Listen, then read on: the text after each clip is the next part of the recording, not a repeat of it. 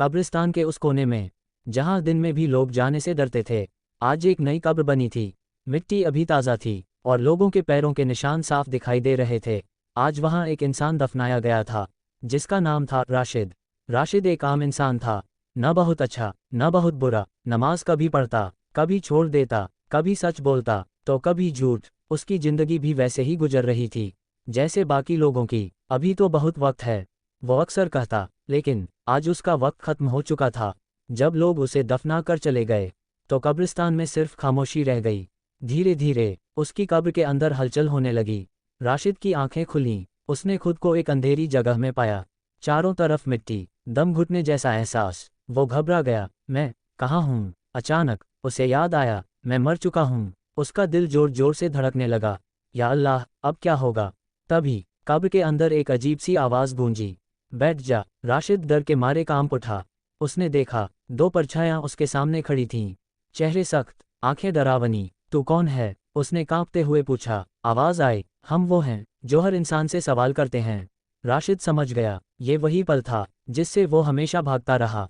तेरा रब कौन है? उसका गला सूख गया। उसने बोलने की कोशिश की, लेकिन शब्द अटक गए। उसे याद आया, दुनिया में वो कितनी बार नमाज छोड़ देता था।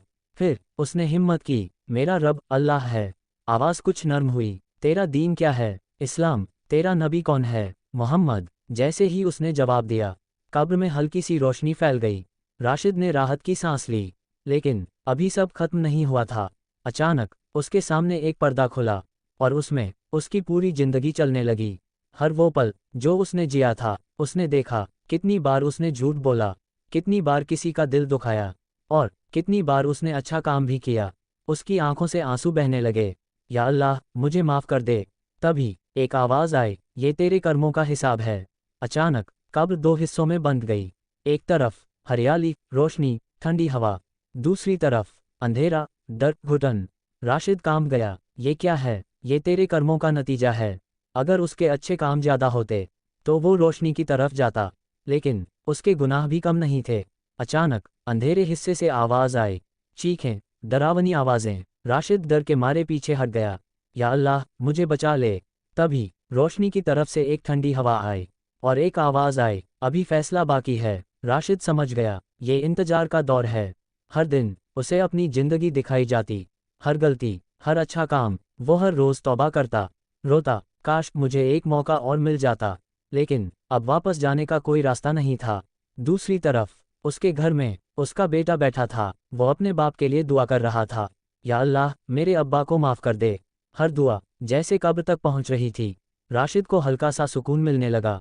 उसने महसूस किया कि किसी की दुआ उसे राहत दे रही है। ये किसकी दुआ है? फिर उसे अपने बेटे का चेहरा याद आया। उसकी आंखों में आंसू आ गए। या अल्लाह, उसे सलामत रखना। दिन, हफ्ते या शायद साल, कब्र के अंदर वक्त का कोई हिसाब नहीं होता। एक दिन फिर वही आवाज़ आए, अब फैसला होगा। राशिद कांप गया। उसके अच्छे और बुरे कर्मों का तराजू रखा गया।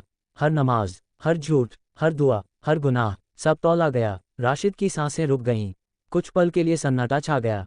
फिर आवाज़ आई, अल्लाह की रहमत तेरे गुनाहों से बड़ी है। राशिद रो पड़ा, तुझे माफ़ किया गया। अचानक उसकी कब्र रोशनी से भर गई। अब वहाँ सिर्फ सुकून था, ठंडी हवा, हरियाली। राशिद मुस्कुरा रहा था। ये कहानी हमें सिखाती है कि कब्र के अंदर सिर्फ मिट्टी नहीं होती, वहाँ हमारी पूरी जिंदगी का हिसाब होता है। हर छोटा और बड़ा काम हमारे साथ जाता है, लेकिन अल्लाह की रहमत भी बहुत बड़ी है। अगर इंसान दिल से तौबा करे और दूसरों के लिए अच्छा करे, तो उम्मीद कभी खत्म नहीं होती। इसलिए आज से ही अपने आप को बदलो, क्योंकि कब्र के अंदर क्या होता है वो हमारी सोच से कहीं ज़्यादा सच्चा और डरावना है। लेकिन कहानी यहीं खत्म नहीं होती। राशिद की कब्र में अब सुकून था, हल्की ठंडी हवा, नर्म रोशनी। ऐसा लग रहा था जैसे किसी बाग में बैठा हो। लेकिन अचानक एक दिन उसने दूर से एक चीख सुनी, बचाओ, मुझे बचाओ। राशिद चौंक गया। ये आवाज़। वो डरते हुए उठा और अपनी कब्र की दीवार की तरफ बढ़ा। अचानक दीवार जैसे पारदर्शी हो गई और उसने देखा, पास ही एक दूसरी कब्र थी। उस कब्र के अंदर एक आदमी तड़प रहा था। चारों तरफ अंधेरा, सांप, बिच्छू और डरावनी आवाज़ें। राशिद के रोंगटे खड़े हो गए। या अल्लाह, ये कौन है? तभी एक आवाज़ आई, ये वही है जिसने दुनिया में सिर्फ गुनाह किए। राशिद कांप गया। उस आदमी की हालत बहुत बुरी थी। वो चीख रहा था, रो रहा था, मुझे एक मौका और दे दो, मैं सब ठीक कर दूंगा। लेकिन कोई जवाब नहीं आया। राशिद की आंखों में आंसू आ गए। या अल्लाह, मैंने भी गुनाह किए थे, अगर तू मुझे माफ़ ना करता। उसका दिल कांप उठा। तभी उस रोशनी में एक और दृश्य दिखाई दिया। उसका बेटा अब बड़ा हो चुका था। वो रोज़ नमाज पढ़ता, गरीबों की मदद करता और हर नमाज के बाद अपने बाप के लिए दुआ करता, या अल्लाह, मेरे अब्बा की कब्र को जन्नत का बाग बना दे। राशिद को महसूस हुआ उसकी कब्र की रोशनी और बढ़ गई। उसे समझ आया कि दुनिया में किए गए अच्छे काम और अपने बच्चों की दुआ मरने के बाद भी साथ देती है। लेकिन अचानक फिर एक और आवाज़ आई, हर किसी का हिसाब अभी पूरा नहीं हुआ। राशिद ने देखा कई कब्रें खुल रही थीं, कुछ कब्रों से रोशनी निकल रही थी और कुछ से धुआं, आग और चीखें। ये एक अजीब मंजर था। फिर आसमान फटने जैसा एहसास हुआ। एक बहुत बड़ी आवाज़ गूंजी, क़यामत का दिन करीब है। राशिद का दिल जोर से धड़कने लगा। उसे समझ आ गया, अब असली फैसला होने वाला है। हर इंसान को उठाया जाएगा उसके कर्मों के साथ। राशिद डर और उम्मीद के बीच खड़ा था। या अल्लाह, तूने मुझे कब्र में माफ़ किया, अब क़यामत के दिन भी अपनी रहमत देना। तभी एक नूर उसके चारों तरफ फैल गया। उसने महसूस किया कि उसकी कब्र खुल रही है। वो धीरे धीरे उठ रहा है और उसके साथ हजारों लाखों लोग। हर कोई डरा हुआ, घबराया हुआ, कोई रो रहा था, कोई पछता रहा था और कोई सुकून में था। राशिद ने आखिरी बार पीछे मुड़कर अपनी कब्र को देखा।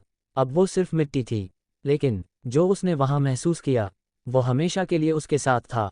ये कहानी हमें याद दिलाती है कि कब्र सिर्फ शुरुआत है, असल जिंदगी तो उसके बाद शुरू होती है, जहां न पैसा काम आता है, न ताकत, सिर्फ हमारे कर्म और अल्लाह की रहमत। इसलिए आज से ही खुद को बदलो।